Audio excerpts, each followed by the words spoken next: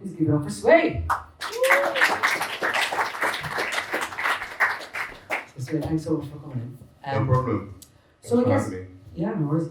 So I guess one of the questions I always like to start with is, why music for you? For me, music, it's an easy one but a hard one at the same time. Just growing up, I always had like a affinity towards music. You know, like I was.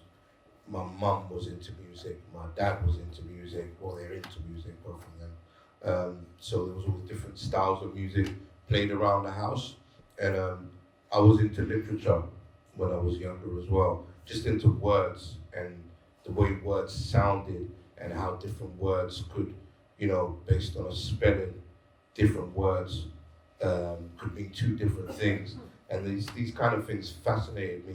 And the fact that you listen to some music and you're able to take different meanings from the same song was something quite fascinating to me. So, it started with nursery rhymes. Like literally, Really? I was a kid at nursery rhymes. I just used to make all of them rude, just like kids would sing the normal version and I'd do the rude remix in private, and that would kind of like give me a bit of a kick that I was able to flip the words around and turn it and give it a whole new meaning while it still sounded like the same nursery rhyme. Don't ask me for any examples because it was quite long ago, You were doing that really literally at a very young age? Really young, Wow. really young. I was changing words from just not just nursery rhyme, songs as well. Yeah. Yeah. And at what age did you then think, actually, this is something that I can potentially make money out of? I'm sure there was like a bit of a gradual process, but if you can kind of give us an idea of how that started. The money part came so late, like it was later. So basically, I was rapping. I used to get involved in open mic competitions, and my kind of thought process, I always wanted to be like a producer. I saw like producers and like Quincy Jones and people like that, and I always wanted to kind of like be the person. I never wanted to be the person that was in the limelight. I always wanted to be the person that was kind of like responsible for the people in the limelight. And I knew that from a really, really young age. But I just had a passion for words and music and performing my words and music. So initially, it wasn't even about me becoming an artist. It was about the artist thing came when I was like, there's nobody around to do the artist thing. So let me just do that for the time being. And it just stuck, So it was kind of, it's a strange one. And yeah, back to your original question, it was when I joined the group. I joined an 11-member crew called One. And we pressed up our own CDs and we used to sell the CDs from like, the typical story from the car boot, walking around, outside clubs, outside HMV, inside HMV. And I realized that actually, I could make an income from just creating my own music and pressing it up and selling it myself. And that's where the money came in. Really? So I guess, going from the area where you started making money, or even before that, where you knew that you were actually had something that was pretty good, you had a bit of a gift. Yeah. When did you realize that? I think the first time I realized that I had something was when I was probably about 15. I used to rap. I used to rap in school, and a lot of kids used to laugh, because it should be like, oh man, listen to him, he rapping in an English accent, man, this sounds horrible. You know what I mean? Like, it was just kind of like, everybody was so stuck on US rap that it was like, come on man, be real, get real. You're not NWA, man, you live in Hornsey, like, you know what I mean? Like, you know what I mean? Like, you're not gonna become a rapper. Yeah. You know what I mean? So a lot of kids used to laugh. And I didn't mind it, because I really I was feeling myself. I was like, I could do this. And it was only till when I was leaving school, around about the age of 16, that there was a night in Camden called, I think it was called Mudlands. It was run by the Mud Family, which was a popular rap crew based in North London, which Skinny Man led. Right. And they had this thing, this open mic thing, this battle thing that they used to do. And I was like, you know what? I've been freestyling with my mates and feeling like I'm all that.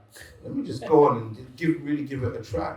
And when I went up on stage and I went up against the reigning champ at the time, like I went through the motions and went up against the reigning champ, I lost, but the fact that I got that far and people were feeling me and I was looking at the crowd and the energy from the crowd, and this was actually the first time that people were laughing, but they were laughing at how funny the lines were, as opposed to laughing at the ability of the idea of me thinking I could become a rapper. Because everybody on the stage here were all rappers, and the beautiful thing is they were all rapping in their accents. You know what I mean? So that was the first time where I really was like, you know, this rapping thing might work out a bit for me, you know? Yeah. And you mentioned something I think which is really interesting from an artist's perspective of limelight. And I think, how many artists do we have in the room? Everyone. Yeah, quite a few of you. Wicked.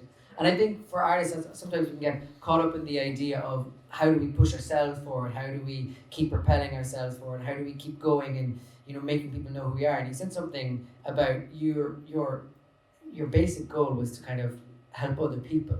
Yeah. And then you ended up doing stuff yourself because you ended up having to do it. Yeah. Talk me through that a little bit more, because I think that's a really interesting idea. In all honesty, it came from confidence. I've always been I was a really quiet child, but the quietness in me wasn't because I didn't want to talk, it's because I wanted to listen.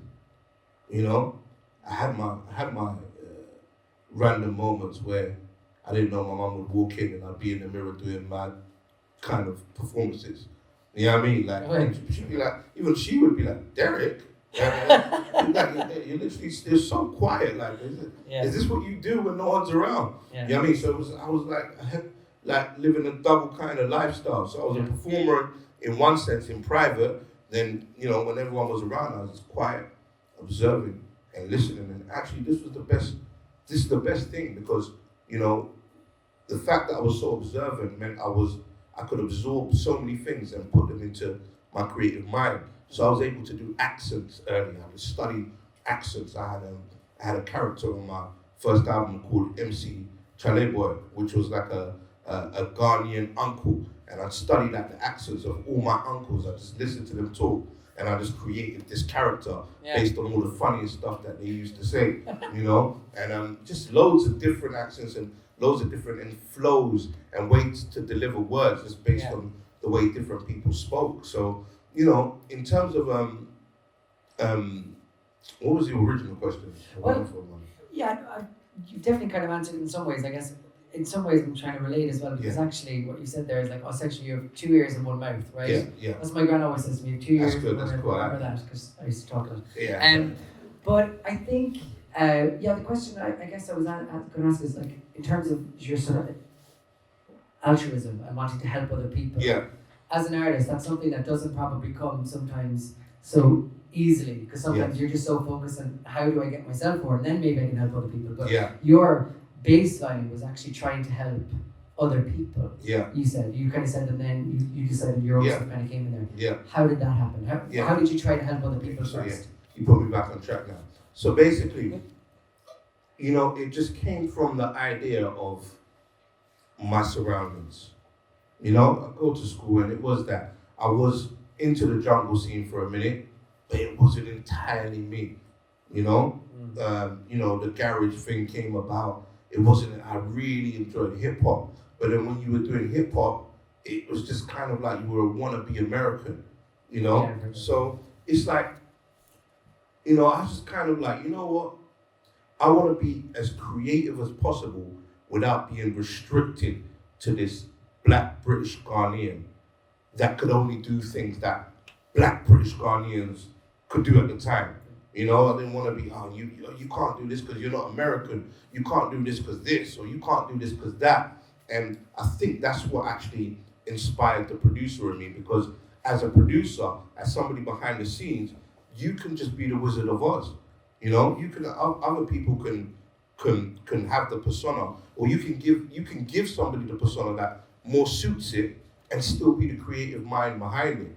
And I always like the concept of being able to be like 20 different people, you know? And if I had an idea for a country song, You know, I'd love to just be able to write a country song. I know I'm not going to be able to go on stage and sing a country song because, no, I mean, my voice is not good enough, first of all. You know what I mean? And secondly, I don't know how to play the guitar. Okay. And let's face it, man, I don't really look like a country artist. So, you know what I mean? Like, but I wouldn't want to restrict myself from saying that. I wouldn't like trying to write a song in that. And being a producer would enable me to be able to do those kind of things without putting myself out there to be ridiculed. What you're saying something really is almost that you didn't let your, I guess, ideas of what you could be like, define who you were going to be. Yeah, definitely, yeah. I think that's a really positive message, because I think sometimes we can get caught in the idea, I know as an artist myself sometimes, of, well, I'm an electronic artist, or I do Celtic music because I'm a bit Irish. Yeah. But actually there's so many more things you can do. And I think that makes it a bit more exciting, right? Yeah, and you know what it is? It's really unfortunate, but just the way we're just wired as humans, the way we're programmed, is to put things in categories, you know? And so you can, I mean, I've met so many artists and I asked them the question like, okay, so what's your style of music? Well, I'm a little bit of Michael Jackson mixed with a bit of Madonna and Tupac. It's an interesting you switch off straight away. You're like, it's not even possible. You understand? So, but before even giving them a chance, you've already judged them as somebody that's confused, you know? And that's just the way we've been conditioned. Why can't somebody be a bit of all of those things? Yeah. You understand? So, I mean, coming up, it was so bad that it was, are you grime or hip hop? It's like virtually the same thing. You know what I mean? People are like, he's not grime, he's this, or he's UK rap. Like, there's so many categories that restrict people that, you know, it's really hard for you to be a creative person that does it. And that's why a lot of these dance DJs, they come out with so many pseudonyms, you know? And, you know, they have DJ, I want to do DJ Wall for house, and then I'm going to do DJ Ceiling for jungle, just not to confuse people, because if I try doing all of these things, they're just going to, you know, they're going to boycott. People's brains can't literally hack it. You know? Yeah. And then I suppose it brings up another question, like some people might be, you know, thinking about their genre, the music that they're creating as, you know, genre specific or, you know, kind of quite narrow. How would you suggest that someone, this is kind of a bit of a treat, this might even come as an answer from the crowd as well. Yeah. How would you suggest that those people can kind of broaden even their own music taste and listen to more new things? Like, it's probably quite an easy question to answer, but I don't know, maybe you have some ideas. How do you, repeat broaden your own sort of musical horizons? Like, how would you, because you're someone that, you know, clearly did it quite easy, you were able to think about outside the box. Some people might find that a little trickier. Yeah. How would you suggest? Man, you have to listen to everything. You know, I listen to everything from ABBA to Krista Berg to Bone Thugs and Harmony. Yeah. You understand? And I never shy away from the fact that I need to open up my musical palette all the time. Yeah. You know, and if you listen to one style of music or you listen to one style of artist all the time, just naturally you're gonna adopt that and you're gonna become that. So you're gonna be a replica of something that already exists. And you yourself as a human being are not a replica of something that already exists. You're already unique. So then why would you boycott the fact that you're unique and you've been created in a unique style to mimic something that already exists? So nobody's gonna listen to the exact same combination of music or influences as you unless you're a Siamese twin. Yeah. You know, everybody's gonna have like something different. And so you have to embrace that. Open your mind, listen to new stuff. Like, go listen to opera music. Don't just say, oh, this is opera, this is not my thing. You know, explore it, have a listen, put it on classical FM from time to time and understand different kind of like schemes and different ways of putting music together. It will broaden you out, it will help push your creative side a lot more. That's how I feel. Yeah. One of the things I read about you is that you came across Ed Sheeran when he was sort of on the open mic circuit. Yeah. Right? Yeah. So this is someone that has obviously smashed, you know, world records, has done incredible things as well. Yeah. And when you saw him on the stage, Yeah. And this is probably, back in the day. What was that like? And did you feel like he had star quality back then? Of course, man. Like, you just like, literally, I think I was out for either, I can't remember, it was either my missus' birthday or my birthday. And we went to a night in central London, and this ginger haired kid came up on stage with a guitar. And it was a pretty urban night, Like, so it's kind of, this is a bit strange. You know what I mean? So I'm looking at him, and I'm like, what's he gonna do? And he starts rapping with the guitar. I'm like, this is dope, this is crazy. You know what I mean? So literally he's just got, in seconds, he's got the whole place jumping. Like a rapper. You know what I mean? Like he's got, people are not even like, people are just not focused on their conversations anymore. He captured the energy of the whole crowd. So he came off stage, and I pulled him to the side, and I was like, mate, that was like amazing. And he was like, Sway. And I was like, yeah. He was like, I'm a big fan, I got your album, and and I was like, listen, man, I'd love to kind of talk to you more and find out more about what you're doing. So come to my house next week. Let's sit down, let's have a conversation. And he was like, cool, and yeah, sure enough. He came to my house the next week, and we sat down, and he couldn't stop asking questions.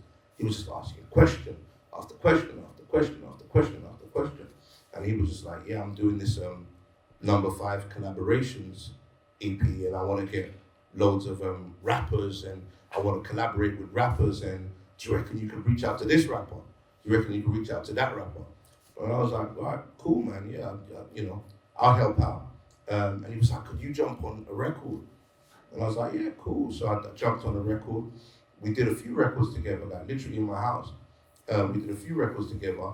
I reached out to 2 rappers. I'm not gonna say their names, I'm never gonna reveal who they are. And I hit them up, and I was like, guys, listen, all of you know who they are. Guys, listen, I've got this kid in my house, Ed Sheeran. He's gonna be flipping massive, man. He's doing this EP. He needs rappers on it. I swear, man, you and your mad gimmicks, man. I'm recording my album at the moment. All right, cool. Oh yeah, no, I swear, I'm not really feeling it. Cool. 5 years later, yo, Sway, you see that kid? Was that the guy? And I'm like, yeah. You know what I mean? So some people did sleep on him, but yeah, it was just amazing to have come across him and watch his rise. And to be honest with you, even at that point in his career, you knew it was going to happen. He was just so switched on, so focused. The type of questions he was asking, about just the possibilities, and he wasn't fazed by the fact that some people wanted to work with him and other people didn't. He just kind of like was really like clear in his vision and what he wanted to achieve, and yeah, it happened. Yeah. And there, so was it at an open mic, or was it a specific night? Can you remember what the night was? It wasn't an open mic. He was scheduled to be there, okay. But it was kind of like it was a friend of mine called Marvin Harrison's night. I think it was at Strawberry Moons, and it was kind of like a thing of where new emerging talent comes every week. So he knew what he was doing. He was in the right place at the right time in terms of the crowd and being able to win over that crowd. I'm pretty sure there was a lot of other people who saw him that night that was like, this kid's gonna go, yeah.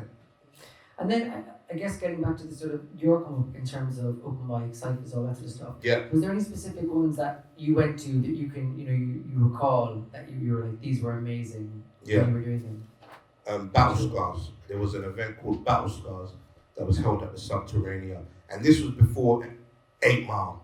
So this was before battling was kind of like a commercial thing. It was still very, really, really underground. And if you were in the circle, you would know about it. And I was like, I'm putting myself through it. You know what I mean? I went, when I was in that 11-member crew, I wasn't the favorite rapper in the America. A lot of people were kind of like, yeah, you can rap and you're good, even within the crew, but you should stick to the beat making. Like you're more the producer kind of thing. There was 2 rappers that were in the group that were more the favorites to become the rappers that would go on. One was called Pharrell and one was called Governor. And Governor entered the Battle Scars, and when he was doing it, I remember going to the first Battle Scars and thinking to myself, I could do that.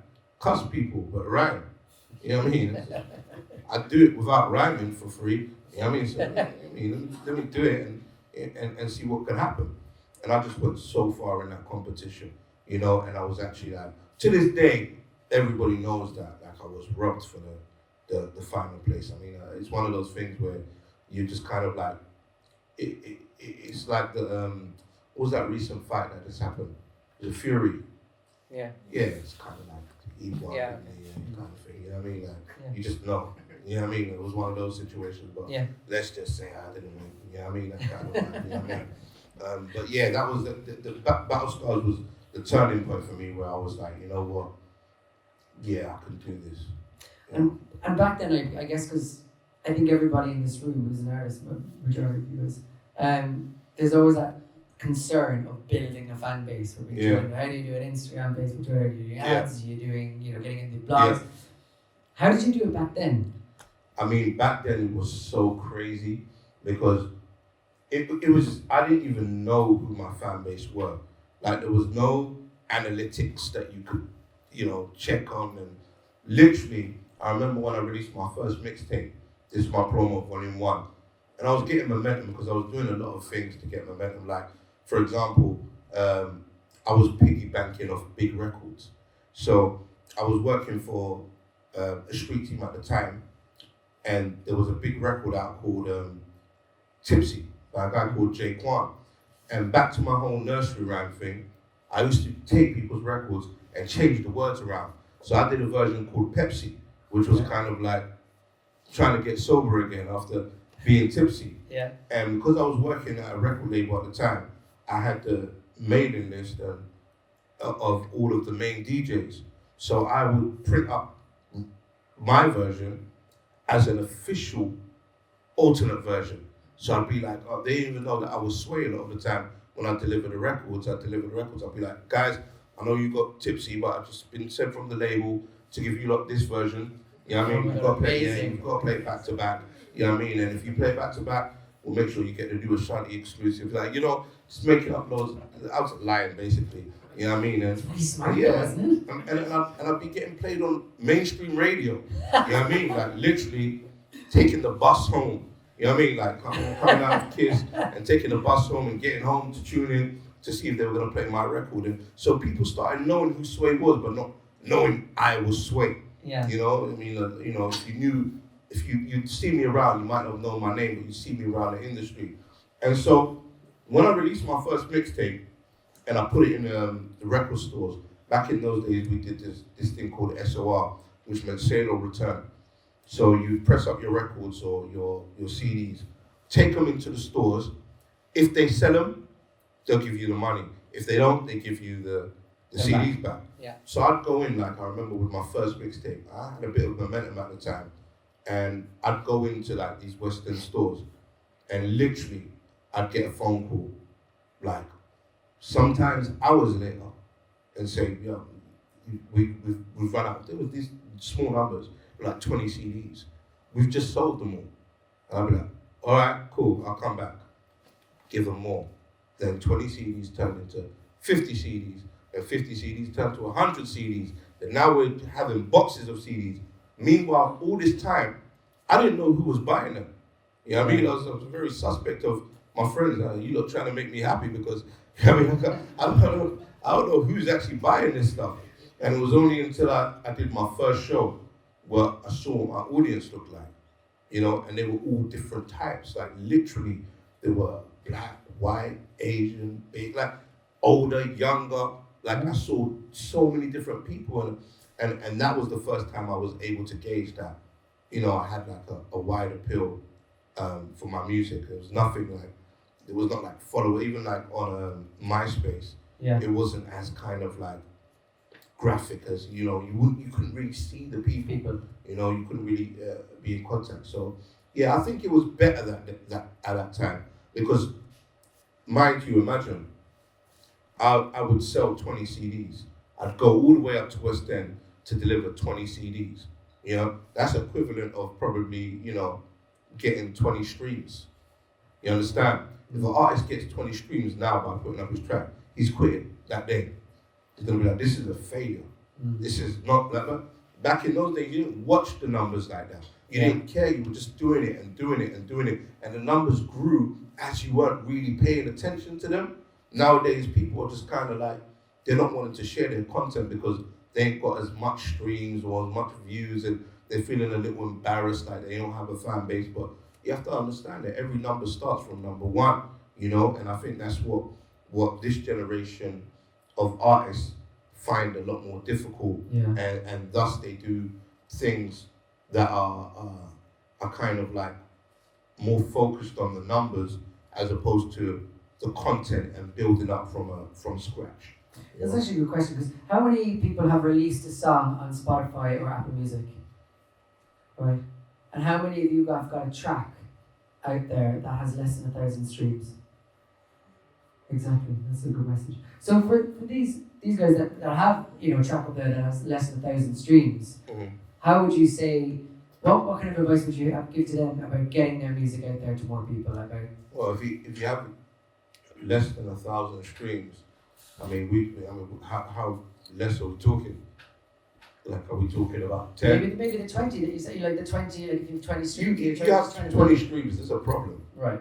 Yeah, I mean, it's not like, you know, you just have to, you can post something on somebody else's and get 50 streams, like, you know what I mean? You shouldn't be getting 20 streams at this day and age. If you're getting 20 streams this day and age, maybe consider something else. You know what I mean? That's what the answer I was looking for. I know it's not. Let's say something like 500 streams or just under 1,000 streams. But I guess the question I'm asking is more about promotion. Like, what kind of advice would you have for someone that is promoting the record? Yeah, so somebody promoting the record, first of all, try and find your tribe. You know, try and find your tribe. Like, understand what kind of music you're doing, and figure out who else is doing something similar. You understand? You can target market now. You understand? So if you are the next Ed Sheeran, you have to find yourself in front of Ed Sheeran fans. You know, be creative in that. I.e., Ed Sheeran covers. You hear about a new record that's gonna come out, a new Ed Sheeran record that's about to come out. Be the first to do the cover, because people start searching that record and they'll come across yours. Be smart about things. You know, you shouldn't be, 1,000 streams is good, you know. But if we put 1,000 people in this room right now and they all say, yeah, we've checked out your record, you're gonna be pretty impressed, you know. But don't kind of like, don't just assume that if you keep getting low streams, understand that something is wrong, because it's possible to do really good streams from just being smart and marketing from your bedroom. That possibility exists, so find it. Okay, great. Well, we're going to start playing some tracks soon. So if you guys want to play music, have it ready on your phone. Have your aux cable if you have it. I have an iPhone adapter somewhere or other. But yeah, so just have it ready in the next couple of minutes. Before we start playing that, one of the things I just want to ask you in terms of your own career, getting back to that, so I feel like I'm asking you a lot of sort of industry questions, sorry for that. But some of your own career highlights. I always think it's quite inspirational to hear a moment where you hadn't quite made it, but you were on the way. You could maybe share some story where you were like, this is really exciting. Maybe you could talk about, like, is there a specific moment or a specific gig you did or a release that you brought out that you were like, I'm on the verge of something here. I think it was, well, in terms of the verge of something, I've had so many moments where I've come to the realization that's what's going on is marvelous and incredible. I remember, you know, the MOBOs used to be out at Alexandra Palace, which is near where I grew up. And I remember being with my cousin and being outside the MOBOs, watching the red carpet and promising it the next year we're gonna be inside the MOBOs. I mean, like, literally we're gonna be inside. And then we got a job at the record label as street team guys. And the next year we were in the MOBOs with the nosebleed seats. And I remember being far back and the tables being all the way over there and saying, you know, next year we're gonna be down on the tables. You know what I mean? And he's just kind of like, cool. So then the next year, as legend has it, we were down on the tables. you know, through the means. I mean, it wasn't like we weren't invited, but we got there. You know, we figured it out. Yeah, he was DMX at the time, and pretending to be because he looked like it. So, no, seriously, we managed to get him on the table, and we were chilling with it. And I was like, the next year, I'm gonna be nominated. And I think this was the point where it was kind of like, oh, yeah, we've had a good run, you know what I mean? This is kind of, but he believed as well. And the next year I was nominated and won. So that was kind of like, that was all in the space of 4 years. That was kind of like winning that and being with Chief, my cousin at the time, who had gone through all of that with and winning that and seeing his face and us just celebrating that night was an amazing thing because it just goes to show it's like, which I didn't know. 4 years before that, I just knew that I was gonna get closer and closer and closer to that stage. I didn't know how. Yeah. It was just always in the back of my mind that I was gonna get closer, but I jumped a year because I was supposed to get nominated that year. Next year I was supposed to get nominated, then win it. So it's kind of like, that was a kind of amazing moment. Also, I remember when I was speaking to Akon on the phone when he was on tour with Rihanna, and I was trying to get a song done for my album, and he was just like, fly out, just come on the tour, just fly out, and then we'll figure out a time to do your record. And so I flew out, and then we were on a tour bus, going different places. I mean, this is the time I think Akon had some huge records. I think Rihanna had Umbrella at the time. Like, she was not as big as she is now, but she was still huge, like global phenomenon. And I just remember the conversation being like, I remember Akon was having a conversation with someone, so kind of like, yeah, I'm gonna do Lionel Richie's record, and then, you know, after Lionel Richie, I'm gonna do Sway's record. And I was just kind of like, that sounds cool, man. You know what I mean? Like you're like getting, you know, mentioned in the realms of that, and it's kind of, I just remember, look. I mean, actually, I was with the biggest, working with, and close to the biggest urban star on the planet at the time. You know what I mean? It's like where people would see like Drake now is where Akon was at the time. But there wasn't social media at the time. So it wasn't kind of like, it wasn't documented. So people didn't know the kind of things that I was going around the world seeing. And it wasn't like, those days, you pulled out your phone, security would be onto you. You know what I mean? Like, what are you filming? Who do you work for? You know what I mean? Like, it was that kind of thing. So you couldn't be backstage and see what's happening, start filming. Everyone's gonna be like, put that away, man. Right. We're doing crazy stuff here. You know what I mean? Like, but whereas now it's kind of like, you know, it's the norm to kind of like, it's actually to get out your phone every time something significant happens, you know?